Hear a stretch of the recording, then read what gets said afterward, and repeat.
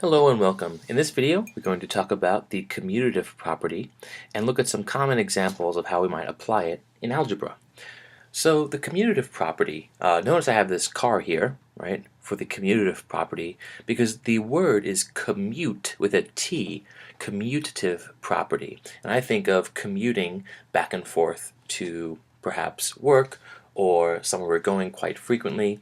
The phrase we use when we're traveling or moving things around is the word commute. Now you might commute by bicycle, you might walk, you might drive. The idea is that you're moving things around, which is why we look at the commutative property of addition. We write something like a plus b equals b plus a. And think about the idea of this is that if you take two terms, a and b, let's say 3 plus 2, and then you swap the order to 2 plus 3, you're moving or commuting your terms around without changing the value of your expression or equation. And that's the commutative property of addition. You can move the terms without changing the value. The commutative property of multiplication is pretty much identical. If you have a times b, that's equal to b times a. So 3 times 2, that would equal 2 times 3. Now in these typical examples, which I think these resemble probably the most common forms of definitions that you'll see, there are only two terms, but this applies to any number of terms, right? So we can have 3 or 4 or 5 or 6, doesn't really matter. These properties still hold. Now, in algebra, we use this property in all kinds of cases, not just these simple cases right here. And I just want to show a couple that usually throw students off. So first of all, let's say you have something like 5 times x minus 7. So this is something where students might distribute, first of all. They might take 5 times x is 5x, and then take 5 times negative 7, and that is negative 35. And that's fine. That's using something called the distributive property. You take this number and distribute it to both terms inside, and you keep the subtraction there. This is the distributive property of multiplication over subtraction. But what I want to point out is that this 5 times x minus 7 can be commuted to this x minus 7 times 5, and these are exactly equivalent, right? So here what I've done is I've thought of 5 as one term, and then everything inside the parentheses as another term, and then think about it, the operation here is multiplication between those two terms, so we can change the order. And this applies to more complex expressions. Let's say we have x plus 3 times x minus 7, right? This is the same thing as x minus 7 times x plus 3. And you can work those out if you'd like here. I'm not going to because this is something many of our viewers might not be familiar with at this point. But just notice that the order of the x plus 3 and x minus 7, those two terms, can be swapped because of the commutative property. Now, with subtraction, the commutative property doesn't hold with subtraction. In other words, let's say you take a minus b.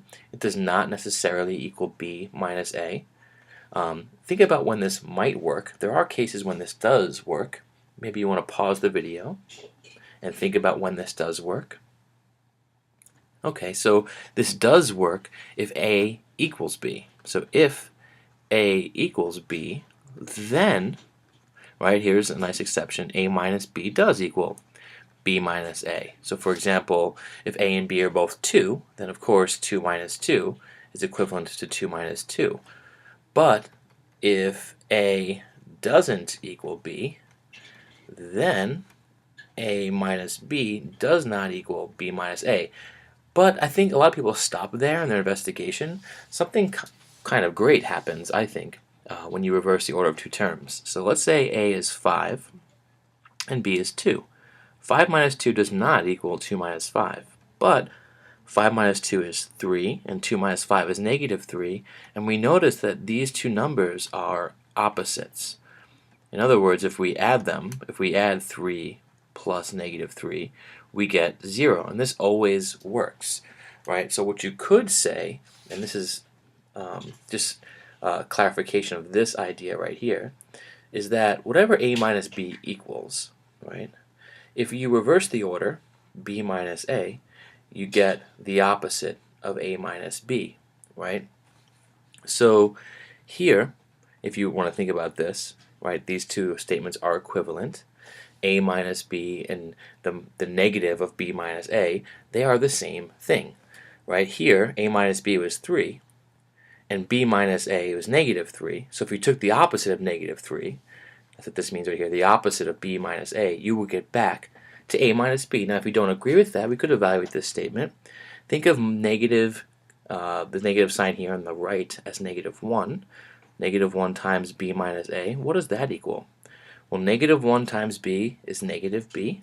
Negative 1 times negative A is positive A. And if we scroll down a little bit, negative B plus A, right, we can commute these terms around and get A plus negative B. I'll just swap those two terms. And that A plus negative B is the same as A minus B, right, which is what we needed to prove here. So if we look at this, A minus B does equal the negative of B minus A. If we distribute that negative sign, we could see that these things are equivalent because we have negative B plus A, and then if we change the order of that, it's A plus negative B, which is A minus B. So it's true that the commutative property does not hold for subtraction, but this nice property shows us that if we change the order of two terms, we get the opposite of the other order, which is a really nice way of looking at the commutative property. One final thing to think about with the commutative property is how you can take a subtraction statement like 3 minus 7 and turn it into an addition statement so that you can commute the values. So for example, here 3 minus 7 is the same thing as 3 plus negative 7. Once I do that, I can now easily commute these values. So instead of thinking of this as 3 minus 7 is 3 plus negative 7, so my terms are 3 and negative 7. So the negative 7 can now be moved to the front, and then we're adding it to 3. And so this tells us that negative 7 plus 3 is the same thing as 3 minus 7, and that's true, and that equals negative 4. Now this applies to algebraic statements as well. If you have 3 minus x, you can think of that as 3 plus negative x, and then you can reverse the order to think of it as negative x plus 3.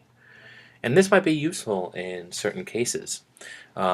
Another example might be 3 minus, and then maybe your term is something like x plus 7 here. Right? This whole thing encapsulated in parentheses is a term. So we can think of this as 3 plus negative x plus 7. And now, because we've done that, we can commute these values and put this term, right, in front. So it could be negative x plus 7 plus 3.